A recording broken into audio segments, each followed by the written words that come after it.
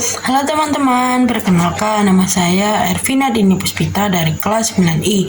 Di sini saya akan presentasikan materi pembelajaran agama bab 4, yakni bersyukur dengan akikah, peduli sesama dengan berkurban. Dalam materi pembelajaran kali ini kita akan dibagi menjadi 3 poin. Poin pertama yakni penyembelihan hewan dalam ajaran Islam. Tahukah kalian apa itu penyembelihan hewan?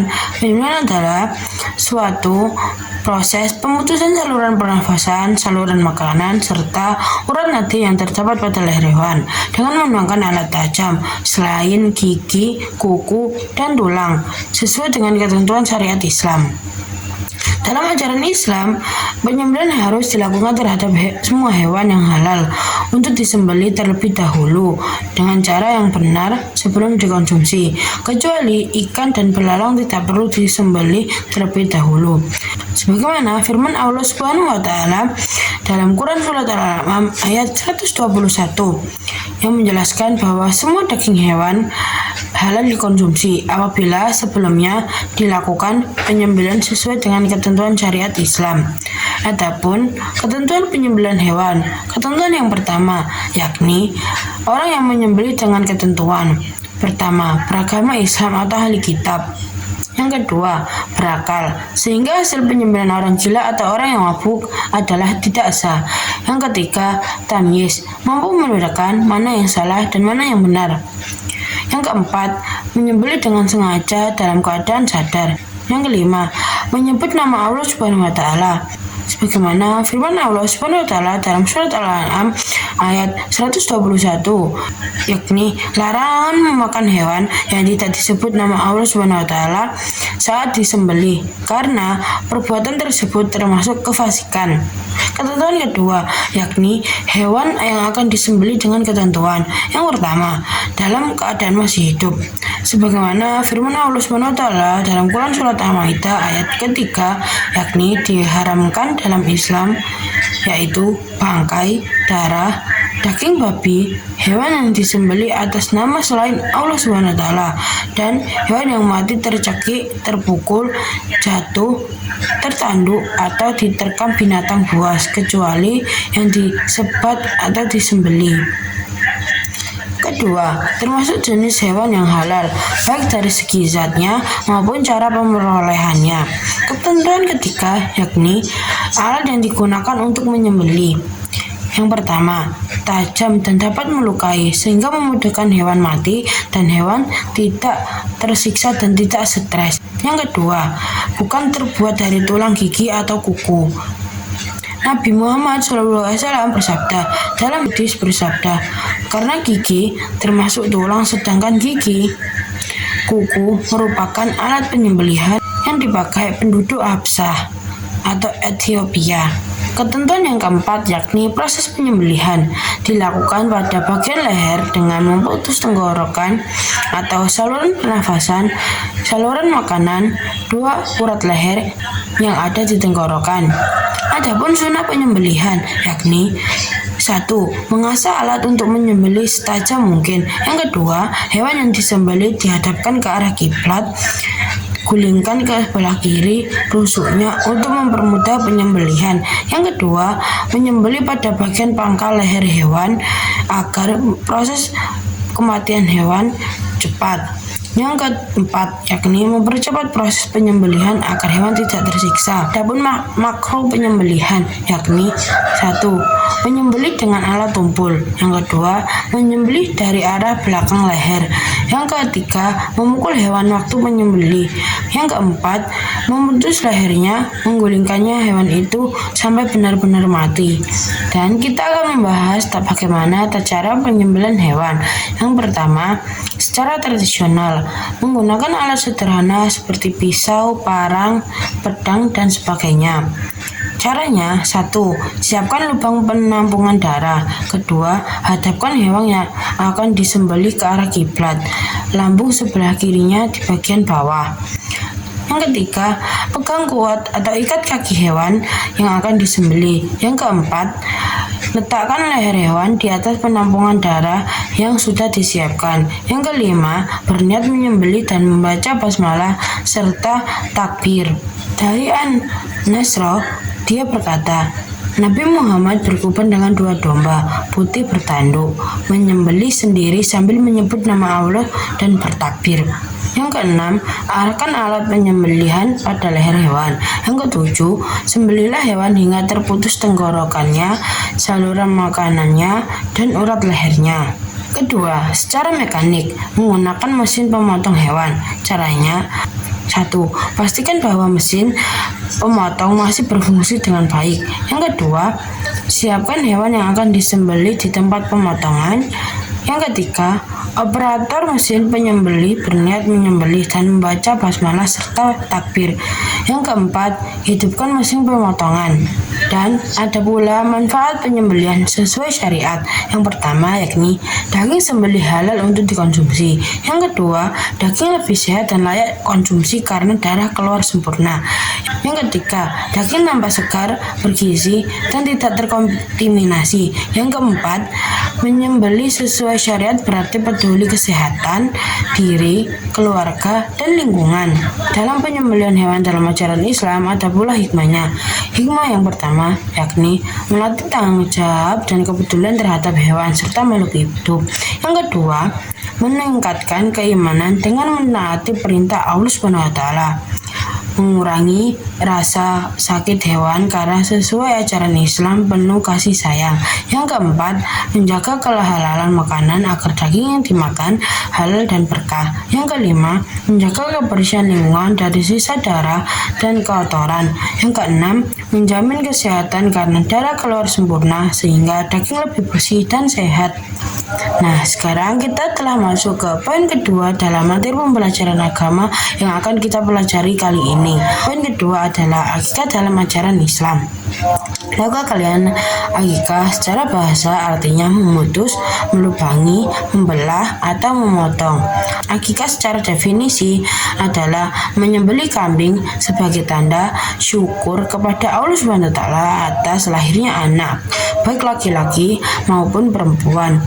Dengan akikah, maka si anak dapat terbebas dari ketergadaian dan insya Allah akan menjadi syafaat pada hari akhir bagi kedua orang tuanya. Nabi Muhammad SAW bersabda, seorang anak itu tergadai dengan akikahnya yang disembelih pada hari ke-7, dicukur rambut kepalanya dan diberi nama.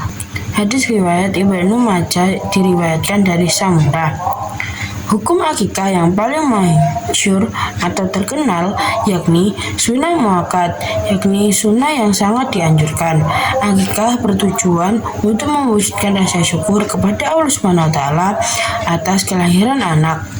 Ada pula ketentuan akikah. Yang pertama, hewan yang digunakan untuk akikah adalah kambing atau domba yang sehat, tidak kurus maupun cacat, serta sudah berumur 1 tahun lebih atau sudah pernah berganti gigi.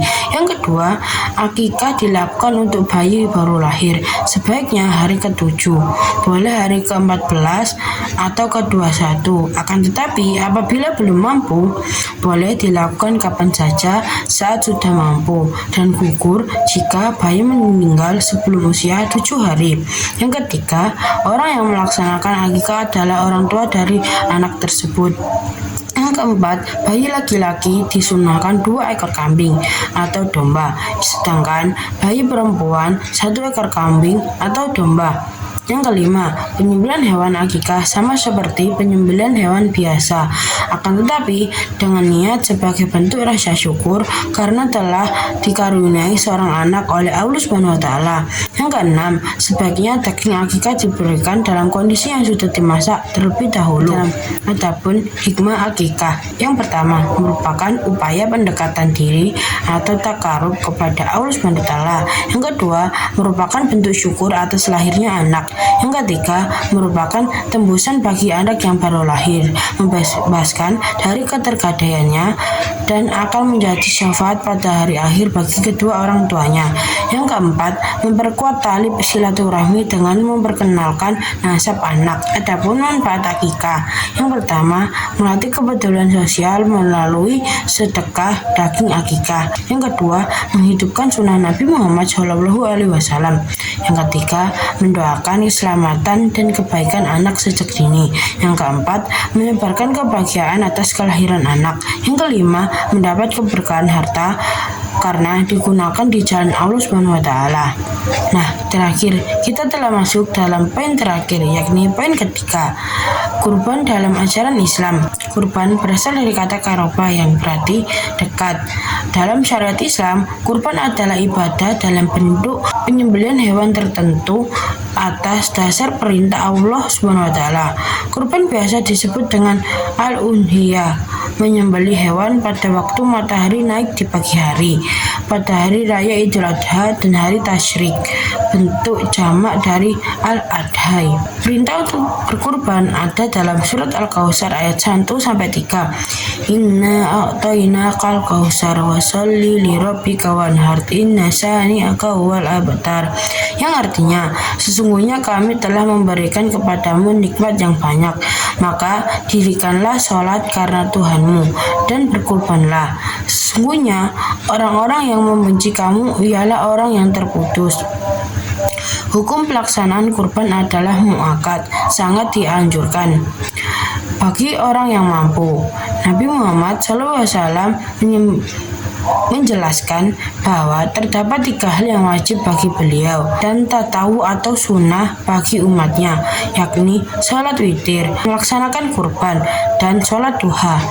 Rasulullah SAW bersabda, barang siapa yang memperoleh suatu kelapangan tetapi dia tidak berkurban, janganlah ia menghampiri tanpa sholat kami. Hadis riwayat Ahmad dari Abu Hurairah. Dalam sabda tersebut terdapat kandungan, orang yang sudah mampu untuk berkurban tetapi dia belum bisa melaksanakannya, maka hukum bagi dia adalah makruh, tidak disukai oleh Allah SWT dan Rasulnya. Ketentuan kurban: 1. Orang yang berkurban adalah orang yang beragama Islam, memiliki akal, serta mampu menyediakan hewan kurban. Yang kedua, jenis hewan kurban adalah sapi, unta, kerbau, kambing, atau domba dengan ketentuan sehat atau tidak menimbulkan bahaya.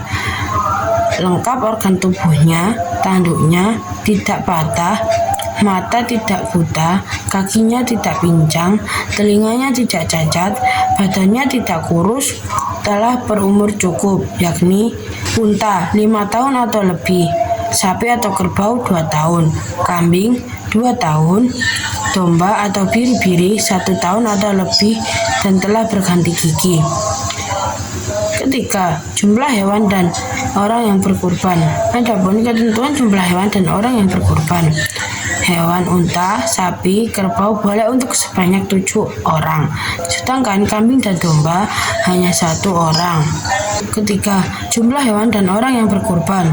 Hewan unta, sapi, dan kerbau boleh untuk sebanyak 7 orang, sedangkan kambing dan domba hanya untuk 1 orang. Yang keempat, waktu penyembelihan kurban adalah setelah sholat Idul Adha, yakni tanggal 10 Dzulhijjah dan pada 3 hari tasyrik, yaitu tanggal 11, 12, dan 13 Dzulhijjah. Penyembelihan boleh dilakukan pada waktu siang dan sore hari pada hari tersebut sebelum terbenam matahari pada tanggal 13 Dzulhijjah.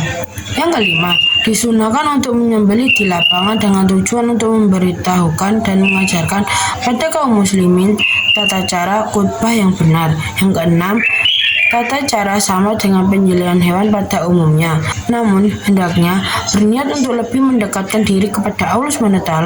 Yang ketujuh, orang yang berkurban, sahibul kurban, disunahkan untuk menyembelih hewan kurbannya sendiri, tetapi bisa juga disembelihkan oleh orang lain.